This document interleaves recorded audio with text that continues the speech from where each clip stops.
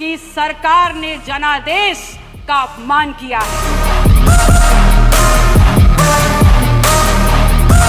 जिसको जनता ने नकार दिया उसे सरकार में दोबारा लाया जाना भी जनादेश का अपमान है। जिसकी अपनी जमीन ना हो वो दूसरों की जमीन की बात ना करे। कि ये जो बजट है जो हम सब के समक्ष रखा गया है, ये बजट विशुद्ध रूप से एक लोक लुभावन बजट है जो सुनने और देखने में अत्यंत लुभावना है, किंतु धरातल और यथार्थ की कसौटी पर संदेहास्पद है। फिर चाहे रोजगार का विषय हो, चाहे युवाओं का विषय हो, चाहे महिलाओं का, इस बजट में इन विषयों पर संदर्भित जितनी भी बातें लिखी गई हैं उनका सच्चाई और यथार्थ से कोई भी संबंध नहीं दिखता है।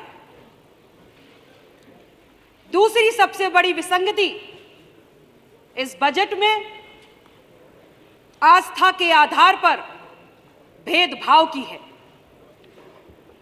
जहां सरकार राम, रैदास, वाल्मीकि के नाम पर धन देने की घोषणा कर रही है, तो क्या अन्य धर्मावलंबियों की आस्थाओं को अनदेखा कर दिया गया? माननीय अध्यक्ष महोदय, मैं भली भांति जानती हूं कि सदन में बहुमत के आधार पर जिस पार्टी की सरकार है, भारतीय जनता पार्टी की सोच में ईसाईयत और इस्लाम बाहरी हैं। मैं इस बहस में भी नहीं जाना चाहती हूं और ना ये मेरा विषय है, लेकिन सरकार को यह ध्यान रखना ही होगा कि बुद्ध, महावीर, नानक और कबीर ये सब इसी भूमि पर पैदा हुए और इसी भूमि पर पले बड़े हैं और उन्होंने समग्र मनुष्यता के उत्थान और कल्याण के लिए अपना पूरा जीवन समर्पित कर दिया। वो इस भूमि पर उदाहरण हैं, ऐसे उदाहरण हैं जिन्होंने मनुष्यता से देवत्व तक का सफर तय किया और शिखर तक पहुंचे। जितनी ये भूमि उत्तर प्रदेश की बुद्ध की है, महावीर की है, नानक से संबंधित है, कबीर की है, इस भूमि पर करोड़ों करोड़ लोगों की आस्था इन भगवानों में भी है। अतः सरकार को और सरकार का ध्यान इस ओर आकृष्ट कराना चाहती हूं कि यदि वो धार्मिक तुष्टीकरण करती है तो बुद्ध, महावीर, नानक, कबीर के अनुयायियों का भी करे। माननीय अध्यक्ष महोदय जी, मैं आपके माध्यम से सरकार से यह भी कहना चाहती हूं कि सरकार ने जनादेश का अपमान किया है। लोकतंत्र में जनादेश अनिवार्य सत्य है और 5 साल के कार्यकाल के बाद जिसको जनता ने नकार दिया उसे सरकार में दोबारा लाया जाना भी जनादेश का अपमान है।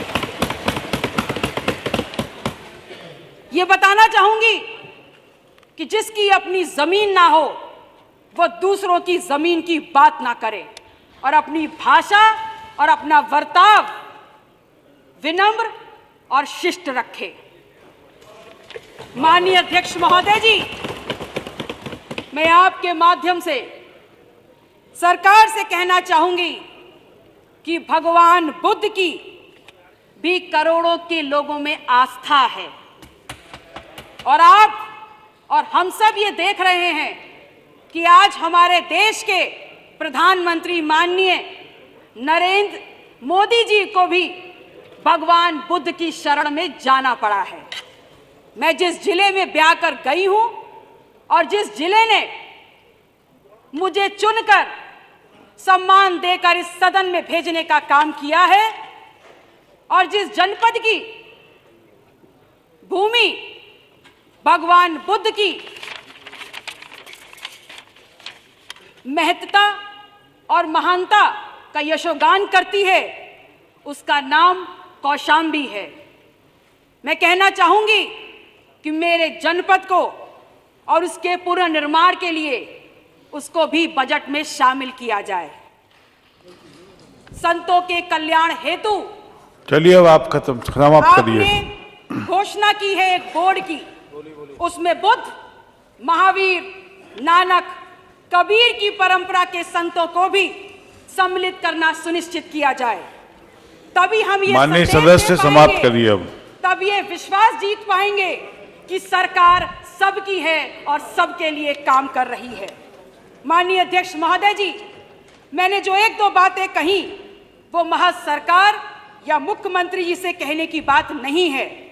अपेक्षा और विश्वास तब और बढ़ जाता है जब मुख्यमंत्री के पद पर बुद्ध कृष्ण की श्रेणी में रखे जा सकने वाले एकमात्र महान क्रांतिकारी गुरु गोरखनाथ पीठ के पीठाधीश्वर महामंडलेश्वर आदित्यनाथ योगी जी खुद बैठे हैं और जिनके लिए सब बराबर हैं, समान हैं। इसके लिए सरकार से पुरजोर अपील करती हूं कि बुद्ध की भूमि कौशाम्बी के विकास कार्यों को इस बजट में शामिल किया जाए और जो ये धार्मिक असमानता है, असंतुलन है, इसे ठीक किया जाए। धन्यवाद। जय संविधान, जय कमेरा। Shriji sign board LED board, smart LED board अब आपके शहर सागर में। संपर्क 9752985555।